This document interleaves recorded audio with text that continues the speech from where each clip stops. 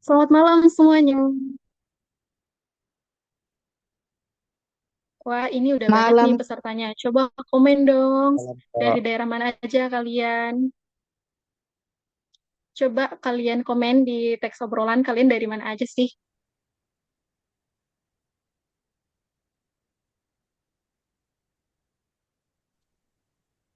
Makassar, Makassar.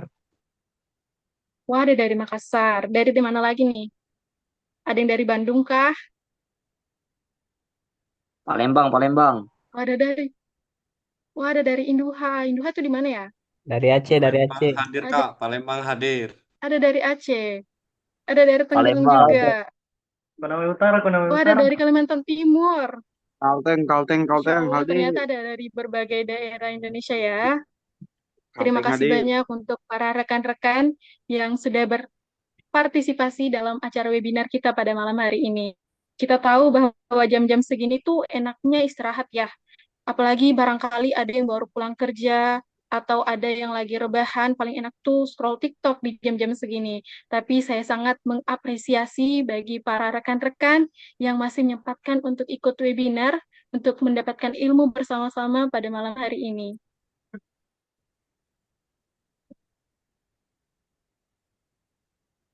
Oke, mungkin berhubung para pemateri kita sudah masuk room, sebelum kita mulai, saya mau ngasih pantun dulu nih. Boleh nanti teman-teman jawab cakep atau kasih reaction jempolnya ya. Bisa? Bisa, Kak. Bisa. Bisa, Kak. Oke. Ya, Bu. Oke. Cakep. Jalan-jalan ke Kota Batam. Cakep. Cakep. Cakep. Membeli bingka bakar. Cakep. Cakep. Dan saya mengucapkan salam. Semoga yang jawab rezekinya selalu lancar. Assalamualaikum warahmatullahi wabarakatuh. Waalaikumsalam warahmatullahi wabarakatuh. Waalaikumsalam warahmatullahi wabarakatuh. Satu. Selamat malam kepada para peserta webinar. Apa kabar semuanya? Semoga selalu sehat walafiat Baik, dan juga selalu baik. semangat ya mengikuti webinar pada hari ini. Saya ucapkan selamat datang di acara webinar dengan tema Di Balik Rencana dan Implementasi Perbandingan Operasional Tambang Batubara dan Nikel Laterit. Hari Kamis 8 Januari 2026 bersama saya Rianti Rizky Ardana yang akan memandu acara webinar hari ini. Nego gajimu kira sih, 10. Songo.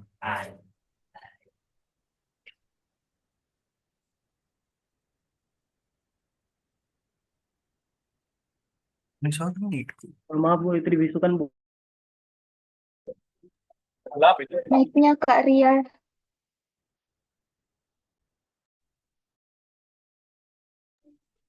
Kak, suaranya hilang, Kak. Mohon sabar ya teman-teman, Jangan hilang, Kak. ada sedikit kendala. Suara hostnya hilang Kak, suara hostnya hilang. Kak, jangan hilang, Kak. Kakak kemana?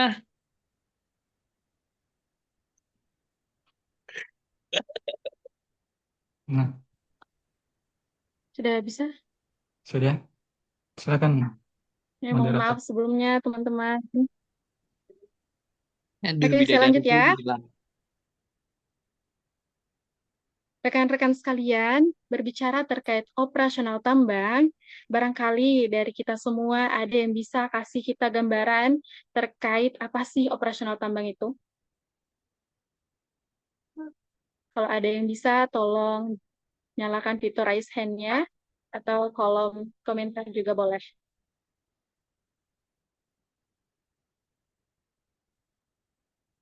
Ada? Mungkin Kak Arjuna Samar atau Kak Ilham Yusuf mau kasih tanggapannya nih terkait apa sih operasional tambang itu?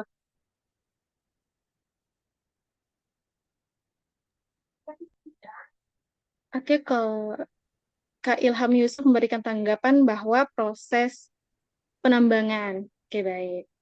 Oke, sedikit menjelaskan dan untuk memberikan gambaran kepada teman-teman sekalian, operasional tambang merupakan serangkaian kegiatan terintegrasi, mulai dari eksplorasi hingga pasca tambang, yang bertujuan untuk mengambil bahan galian yang bersifat ekonomi secara aman, efisien, serta bertanggung jawab terhadap lingkungan dan mengacu pada SOP dan good mining practice. Oke, dari penjelasan saya tadi, semoga bisa memberikan gambaran kepada kita semua ya. Teman-teman, tentu saja jika kita ingin berkarir lebih lanjut di dunia pertambangan, teman-teman harus memahami seperti apa proses pertambangan itu sendiri. Yang terjadi di baliknya seperti dari proses perencanaannya, prosesnya, hingga pasca tambangnya. Oleh karena itu, pada webinar kali ini kami menghadirkan dua narasumber yang sangat luar biasa dan tentunya berpengalaman. Ada Pak Insinyur Rendra Saputra, ST. Selamat malam, Pak Rendra. Ya, malam Kak. Boleh dong disapa-sapa dulu nih teman-temannya kita, Pak Rendra, yang sudah hadir pada malam hari ini. Halo semua, selamat malam. Rekan-rekan sekalian, lihat. Selamat malam Pak Rendra, yang terhormat insinyur kita Pak Rendra. Selamat malam Bang Rendra. Selamat malam Pak Dan Rendra. juga ada Pak Ibrahim Kaboro ST. Halo Pak Ibrahim. Halo Kak. Gimana kabarnya Pak? Halo Pak Efraim. Halo. Kabar baik Kak, kabar baik. Oke. Teman-teman semuanya, Pak Rendra dan Pak Efraim ini adalah narasumber dengan pengalaman yang sangat luar biasa dan nantinya akan memberikan gambaran kepada kita seperti apa proses operasional di pertambangan batu bara maupun di nikel laterit. Namun, sebelum kita masuk pada materi pertama, izinkan saya menyampaikan beberapa hal teknis. Selama materi, mohon para peserta tetap mute selama sesi dan gunakan fitur raise hand atau kolom chat untuk bertanya. Kemudian untuk absen akan dialihkan di kolom obrolan dan akan dipandu oleh host.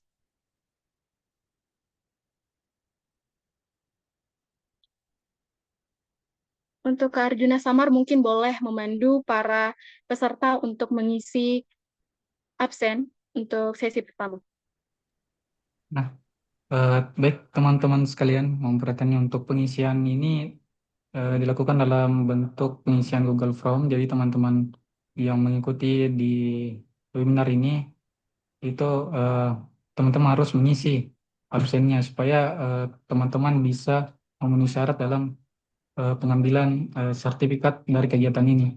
Jadi di sini nanti ada dua absen. Pertama nanti akan saya sebar ini, lalu itu absennya di akhir dari pemateri 2. Jadi teman-teman mohon untuk mengisi semua absennya supaya syarat dapat terpenuhi dan teman-teman semua mendapatkan sertifikat dari kegiatan ini. Nah, nanti akan saya sebar langsung di kolom obrolan. Ya, silakan kembali moderator.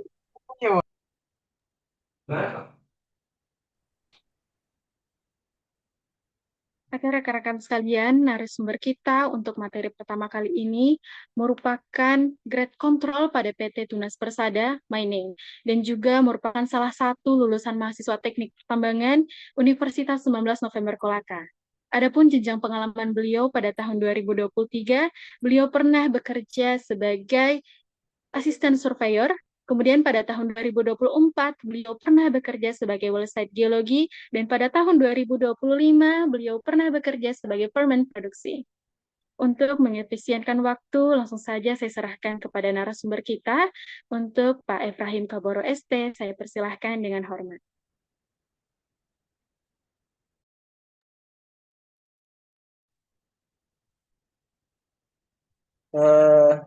Baik, terima kasih kakak moderator yang sudah berikan arahan untuk kita mulai kegiatan kita pada malam hari ini ya. Gimana langsung share screen atau gimana ini? Izin masuk, kita langsung bisa share screen, Bang. Oke.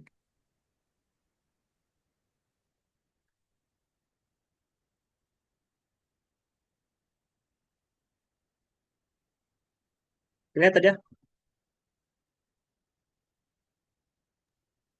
Iya Pak, sudah kelihatan Pak untuk slide-nya.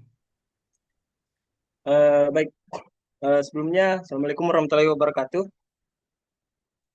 dan selamat malam. Waalaikumsalam warahmatullahi wabarakatuh. Baik, terima kasih atas kesempatan yang diberikan kepada saya untuk membawakan materi pada malam hari ini ya. Sebelumnya, perkenalkan, nama saya Efraim Kaboro. Saya berasal dari Kabupaten Kolaka Timur, khususnya di Kecamatan Muwewe. Saya merupakan salah satu lulusan dari alumni Universitas 19 November Kolaka. Saya merupakan angkatan 2019. Saya angkatan 2019 dan selesai pada tahun 2024. Ya.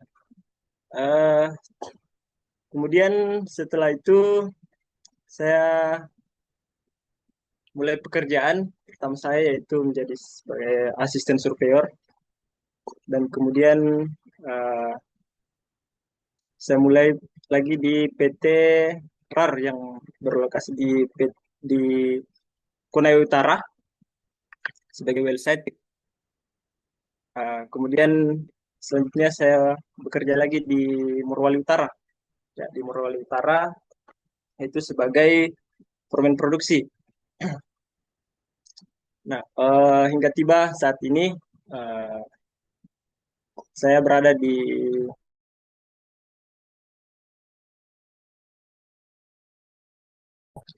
untuk jabatan saya sekarang itu adalah grid control. Nah, untuk Tunas Persada Mining sendiri merupakan anak perusahaan dari PT Five Star Indonesia. Ya, sebelumnya juga terima kasih ya untuk teman-teman dari panitia yang sudah menyiapkan webinar kita pada malam hari ini, terutama khususnya dari teman-teman dari ESOP North ya, yang sudah memfasilitasi kita dalam kegiatan pada malam hari ini. Nah, untuk materi yang akan kita bahas untuk materi pertama pada hari ini, yaitu mengenai kegiatan operasional penambangan untuk di nikel laterite. Ya, kegiatan operasional penambangan untuk di nikel laterite. Nah, untuk nikel laterite sendiri merupakan endapan biji nikel ya yang terbentuk dari proses pelapukan kimiawi atau batuan ultra basa yang kayakan nikel. Nah, untuk nikel sendiri itu terbentuk dari pelapukan ya, hasil pelapukan kimiawi. Nah, batuan sendiri itu adalah batuan ultra basa seperti batuan peridotit ya. Peridotit biasanya untuk biji nikel ini dia terbentuk di daerah tropis dan subtropis ya, yang bercurah hujan yang tinggi selama jutaan tahun. Nah, ini menghasilkan lapisan tanah yang kaya akan nikel. Nah, di sini ada lapisan itu, ada lapisan limonit dan saprolit ya untuk perlapisannya.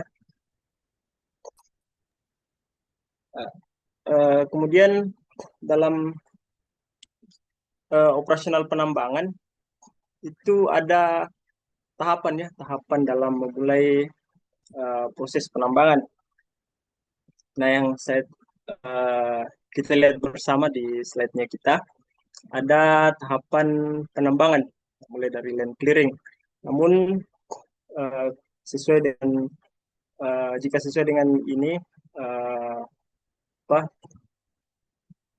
teorinya itu tidak langsung langsung di land clearing, namun ada mulai dari prospeksi ya, prospeksi eksplorasi hingga nantinya di reklamasi atau revegetasi begitu.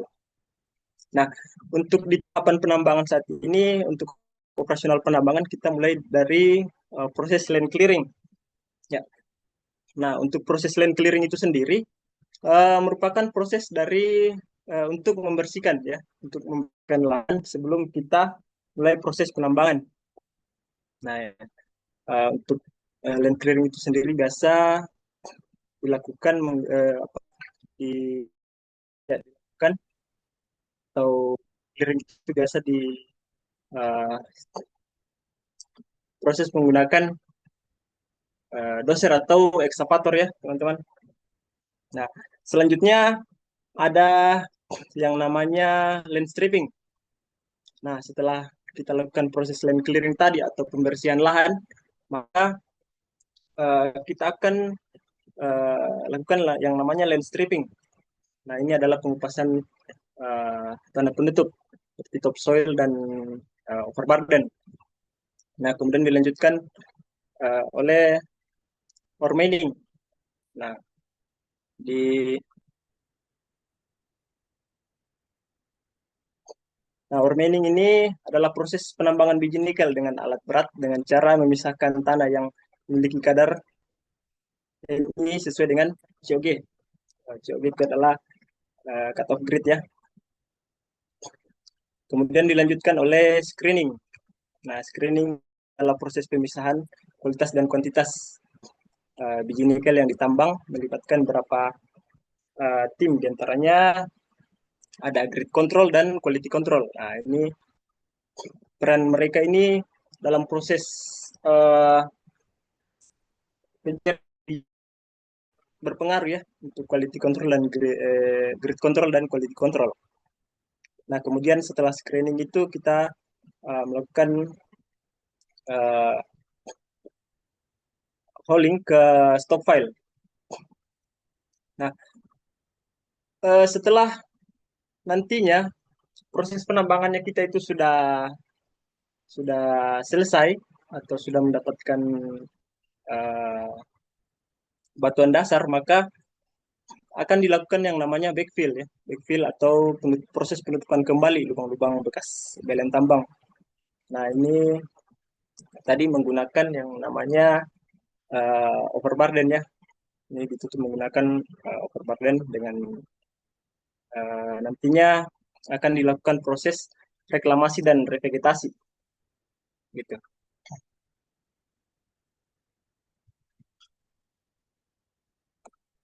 Nah, untuk melakukan proses penambangan itu kita ada beberapa metode ya, metode yang digunakan untuk melakukan penambangan.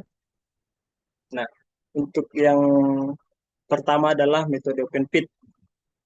Nah, untuk metode open pit sendiri adalah penambangan yang dilakukan langsung pada permukaan tanah. Nah, sehingga terbentuk lubang besar ya. Nah, ini untuk gambarnya sendiri ada di sebelah.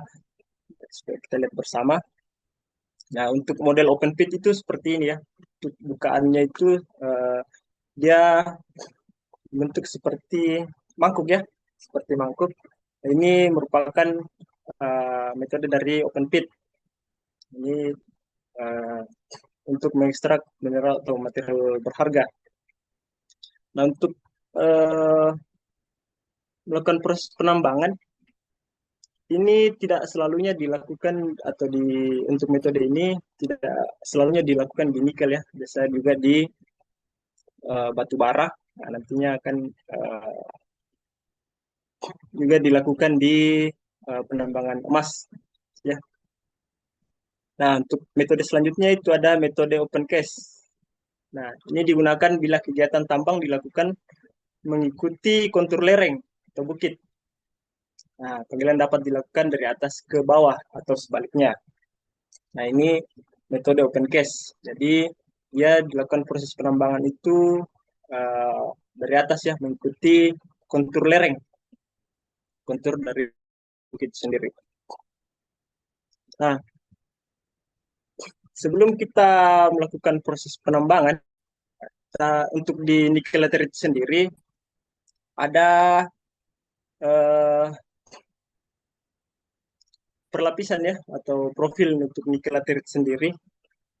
Ada beberapa lapisan. Yang pertama itu adalah zona atau topsoil ya, topsoil atau lapisan topsoil. Ini dia itu berwarna coklat. Nah, umumnya dia untuk kedalamannya itu kurang kurang dari 1 meter untuk topsoil ini. Nah, untuk selanjutnya ada lapisan limonit. Nah, ini ditandai dengan biasa dia berwarna coklat tua hingga kuning. Nah, untuk lapisan limonit. Nah, selanjutnya ada zona atau transisi zona. Ini pemisah antara zona limonit dan zona saprolit nantinya. Nah, kemudian dilanjutkan oleh zona lapisan subsaprolit ya. Untuk subsaprolit, nah di sini untuk penambangan biji nikel itu sendiri, ini merupakan inti dari proses penambangan ya.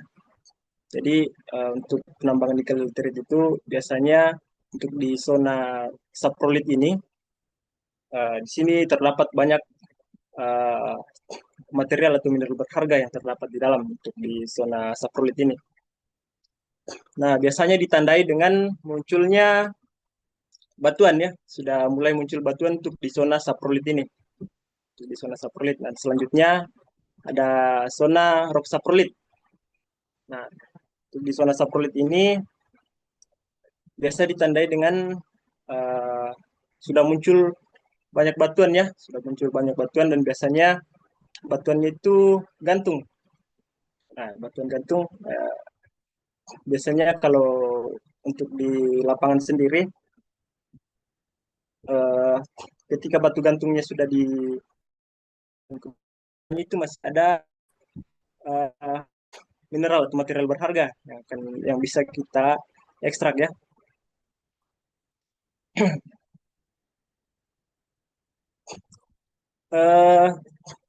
Untuk di zona rock saprolit juga biasa mungkin jika teman-teman yang sudah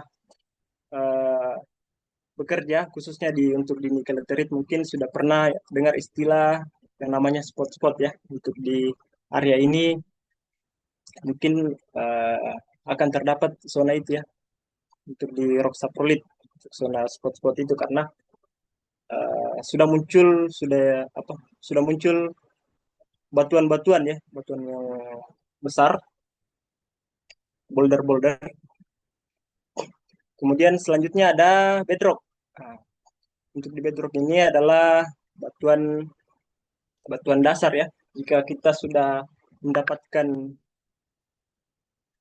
bedrock, maka ini merupakan tahap akhir atau lapisan akhir ya dari profil untuk nikel laterit sendiri.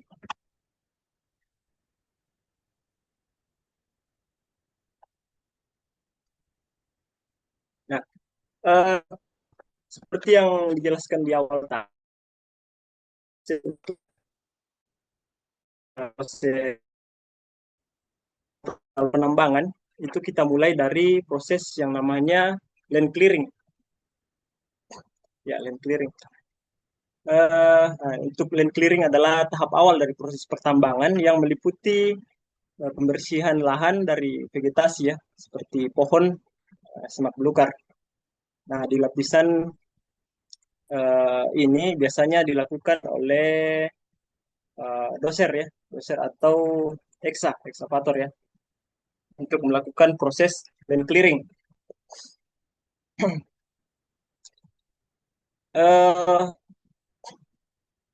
Dan biasa juga untuk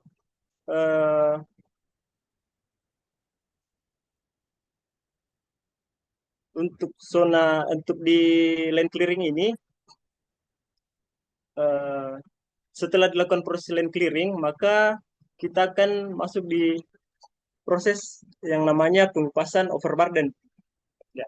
Untuk proses overburden itu dalam pertambangan adalah proses pengupasan lapisan tanah penutup. Nah, untuk tanah penutup itu biasa juga digunakan oleh doser dan eksavator ya untuk proses pengupasannya agar lebih cepat. Nah, untuk tadi yang overburden dan topsoil nantinya akan di removal ke disposal, akan di removal ke disposal yang nantinya akan kita peruntukkan untuk proses reklamasi. Nah, untuk di topsoil sendiri itu kayak akan cocok gunakan sebagai bahan untuk reklamasi.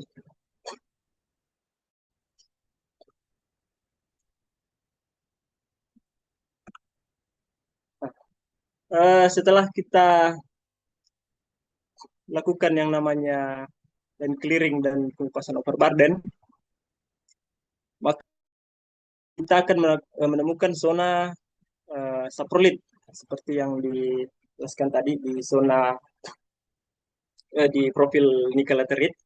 Nah, kita akan masuk dalam zona saprolit. Nah, di sini adalah inti dari proses kita dalam melakukan proses penambangan di untuk nikel laterite, karena untuk di zona ini itu sudah banyak material atau mineral berharga yang akan kita ekstrak ya. Nah, itu akan ditandai dengan akan dilakukan orgating ya. Nah, orgating sendiri adalah proses penggalian dan pengambilan biji nikel dari dalam tanah untuk diangkut ke area penimbunan atau stockpile. Yang nantinya akan diolah, lakukan pengolahan lebih lanjut. Nah, untuk di proses orgating nantinya ini, itu kita tidak langsung melakukan orgating, namun kita akan melakukan pengambilan sampel terlebih dahulu ya, sebelum kita melakukan proses orgating, agar nantinya nikel atau material yang akan kita ekstrak akan sesuai dengan standar gitu. Nanti nah, untuk pengambilan sampel sendiri ada beberapa. Yang pertama adalah sampel cek. Nah, untuk di sampel cek sendiri ada sampel karakter. Untuk sampel karakter sendiri biasanya kita ambil yang untuk materialnya itu berbeda. Jadi untuk di zona saprolit itu ada beberapa material yang berbeda. Jadi kita ambil untuk dijadikan untuk sebagai sampel karakter ya. Seperti batuan juga biasanya kita ambil untuk menjadi sampel karakter. Selanjutnya untuk sampel komposit. Untuk sampel komposit ini biasa kita melakukan penggabungan sampel dari beberapa titik untuk yang nantinya akan dibawa ke preparasi.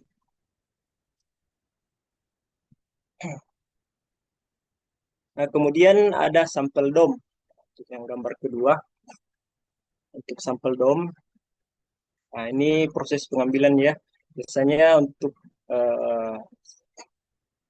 cara pengambilannya itu biasa tergantung dari SOP dari perusahaan masing-masing. Biasanya kalau untuk SOP di tempat saya sendiri, biasanya per 15 bucket ya, untuk per satu incrementnya, atau per satu karung. Jadi setiap paket ke-15 nanti akan dihitung untuk satu increment. Selanjutnya ada sampel test pit ya. Untuk sampel test pit sendiri itu untuk memastikan masih berapa dalam lagi ya untuk kita akan melakukan proses penambangan ya. Jadi untuk memastikan masih berapa meter lagi untuk kedalaman material yang akan kita ambil. Nah, setelah semuanya itu dilakukan, maka akan kita lakukan namanya penencapan pita. Setelah kita ambil tadi yang namanya sampel karakter, sampel komposit, sampel dom, nah, semua itu akan dilakukan proses penencapan pita agar nantinya kita tahu bahwa untuk karakter ini dia kadarnya sekian, untuk DOM ini dia kadarnya sekian. Nah, sebagai bahan acuan kita di eh, lapangan nantinya. Nah, setelah kita mengambil sampelnya tadi dan akan dikirim ke preparasi sampel, nah akan keluar hasil, akan keluar hasil dari lab. Nah, jika hasil DOM atau sampel cek tadi sesuai dengan COG, maka kita akan melakukan untuk sampel DOM sendiri kita akan melakukan proses holding ya, holding ke EVO. Dan untuk sampel cek jika kadarnya sesuai, maka kita akan melakukan proses yang namanya tadi orgating ya, orgating. Nah, ini untuk sampel cek sendiri merupakan acuan ya, untuk acuan bagi teman-teman yang grid control di lapangan. Jadi tidak serta-merta kita hanya mengambil sampel cek, kemudian sampelnya itu kita simpan, kemudian tidak dihiraukan lagi, tidak. Namun untuk proses ini, untuk pengambilan sampel cek itu sangat bermanfaat ya, khususnya di teman-teman untuk di grid control sendiri. Nah, kemudian setelah tadi prosesnya telah dilakukan yang orgating, proses pengumpulan material, maka akan dilakukan yang namanya proses holding ya. Nah, proses holding ini penting dalam material biji pertambangan atau pit. Nah, menuju ke stock file. Nah, biasanya ini menggunakan DT ya, menggunakan DT untuk mengangkut ke area stock file. Untuk dalam proses pengangkutan material ini, biasanya kita juga memperhatikan masalah ya, terutama di area loading point ya dan MHR. Nah, itu kita akan dibantu oleh yang namanya tim dari operation ya, untuk mempersiapkan jalan sehingga material atau DOM yang akan kita hauling ke EVO nantinya akan